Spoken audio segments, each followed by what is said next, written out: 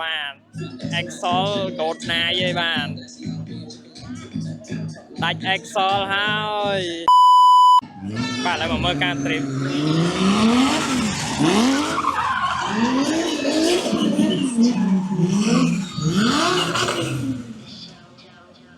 បាទថៃខ្លាំងមែនតើបាទដោយសារតែមានម៉ូតូនៅកណ្ដាលបាទសង្ស័យរបូត Excel ហ្នឹងមើលទៅអូរបូតដាច់ Excel មកជាហៀងហ្នឹងបាទឡានដាច់ Excel មកជាហៀងហើយដាច់ Excel ខាងឆ្វេងមកទៅព្រោះអីឃើញវល់តែកង់ស្ដាំមិញតែមើលកង់ឆ្វេងគាត់អូឡាអូដាច់ទេបាទបងប្អូនអរគ្នាឥឡូវបន្តការត្រៀមវិញដូចជាដាច់ហ្នឹងឯង